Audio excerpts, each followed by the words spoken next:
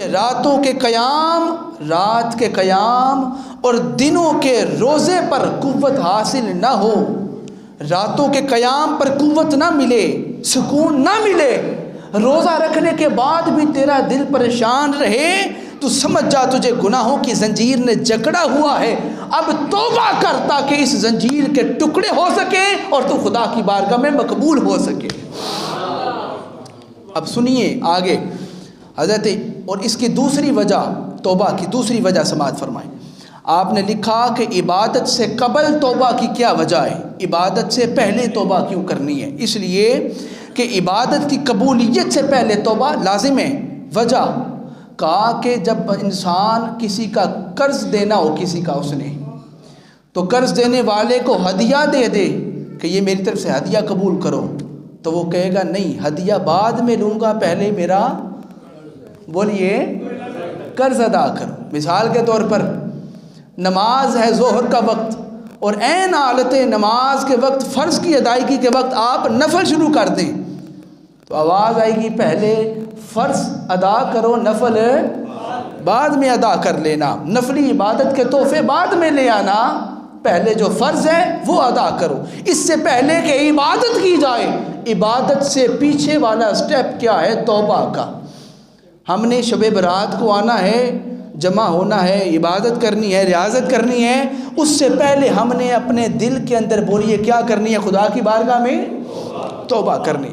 حضرت موسیٰ علیہ السلام کا میں نے یہاں پر واقعہ لکھا، دل زبان پہ آ جانا بڑی بات ہے، لیکن توبہ کا دل میں آ جانا، خیال بھی دل میں آ جانا، وہ سمجھ جائے اللہ مجھ سے راضی ہو گیا، ہائے ہائے، وہ راضی ہوا تو اس نے توبہ کا خیال میرے دل میں لایا۔ اب سنیے، حضرت موسیٰ علیہ السلام، بارش نہیں ہو رہی تھی، امت کو لیا اور کھلے میدان میں آ گئے کہ آؤ اللہ رب العزت کی بارگاہ میں نماز ادا کرتے ہیں تاکہ بارش ہو سکے۔ خدا کی بارگاہ میں پہنچے اور آ کے کہا مولا یہ میں سارے امتیوں کو لے آیا ہوں، بارش نازل فرما۔ آواز آئی ہے موسیٰ ان بندوں کے اندر ایک وہ بندہ بھی شامل ہے جس نے 40 سال سے میری بارگاہ میں سجدہ نہیں کیا۔ بولیے کتنے سال سے؟ 40 سال سے اس نے میری بات نہیں مانی، میری بارگاہ میں سجدہ نہیں کیا، نافرمانی کرتا رہا۔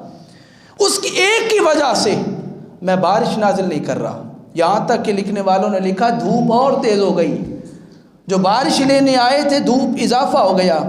حضرت موسیٰ علیہ السلام نے کہا اپنی امت سے کہ ہاں بھئی تم میں ایسا کون ہے کہ جس نے 40 سال سے ایک بھی سجدہ نہیں کیا؟ کون ہے ایسا وہ شخص؟ اب وہ اپنے منہ کو چھپاتا پھرتا ہے دوسروں سے بھی کہ اب تو میں پکڑا جاؤں گا، لیکن پھر دل میں خیال آیا کہ 40 سال سے اللہ کی نافرمانی کر رہا ہوں، اس نے پہلے بھی نہیں بتایا، اس نے پہلے بھی نہیں واضح کیا کون ہے، اور آج بھی موسیٰ کو بتا دیا کہ ایک ہے لیکن میرا نام نہیں بتایا۔ اگر چاہتا تو آج بتا دیتا، نہ پہلے بتایا نہ آج بتایا۔ اسی وقت دل میں خیال آیا مولا 40 سال کی نافرمانی ایک طرف، میری توبہ ایک طرف۔ بولی نا سبحان اللہ۔ مالک میں توبہ کرتا ہوں، میں سچے دل سے توبہ کرتا ہوں۔ یہاں اس کی زبان سے توبہ کے لفظ نکلے، آنکھ سے صرف ایک آنسو نکلا، یہاں پر چھما چھم بارش کا نزول ہو گیا۔ حضرت موسیٰ علیہ السلام اس سے پہلے کہ امتیوں کو لے کے گھر جاتے بولتے ہیں رک جاؤ ذرا مجھے اس سے کلام تو کر لینے دو۔ ہائے ہائے، اوپر چہرہ کر کے کہتے ہیں مولا وہ کون ہے کہ جس کی وجہ سے 40 سال جس نے عبادت تیری نہ کی تھی اور بارش کو روکے رکھا، اب ایسا کیا ہوا اچانک بارش آ گئی؟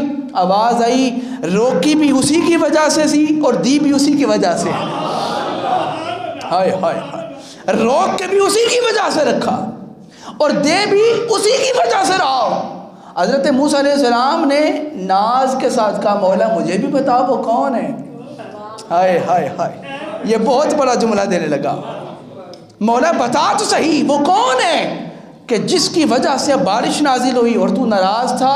آواز آئی ہے موسیٰ میں نے وہ جب میری نافرمانی کرتا رہا، جب میری بات نہ مانتا رہا میں نے تو تب نہیں بتایا، اب تو اس نے ہم سے دوستی کر لی ہوئی ہے، اب تو ہماری دوستی ہو گئی ہے۔ ارے جب عیب والا تھا ہم نے تب نہیں بتایا، اب تو بے عیب ہو گیا ہے، اب تو گناہوں سے بولیے بے عیب ہو گیا، چھٹکارا پا لیا، اب تو ہماری دوستی ہو گئی۔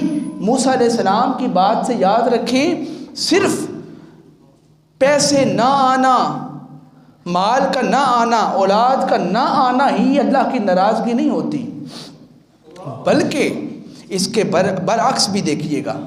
جناب موسیٰ علیہ السلام خطاب فرما رہے تھے امت کے ساتھ، اور خطاب فرماتے فرماتے کہتے ہیں اللہ کی نافرمانی نہ کرو، وہ فلاں فلاں عذاب تم پہ نازل کرے گا۔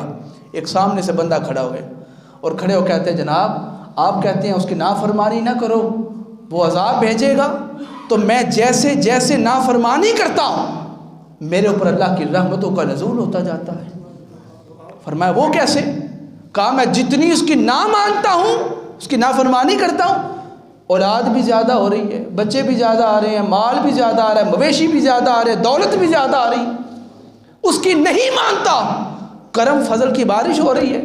اللہ رب العزت کی بارگاہ میں جناب موسیٰ علیہ السلام نے عرض کیا مولا یہ تو اس عقیدے پر بیٹھا ہوا ہے کہ مجھ پر تو رحمتوں کا نزول ہو رہا ہے۔ اللہ نے فرمایا موسیٰ اسے بتائیں کہ میرے پاس جو سب سے بڑا عذاب ہے نا وہ میں نے اسے دیا ہوا ہے، جس سے میں بہت ہی زیادہ ناراض ہو جاؤں میں اس سے سجدے کی توفیق چھین لیتا ہوں۔ بولیے سجدے کی توفیق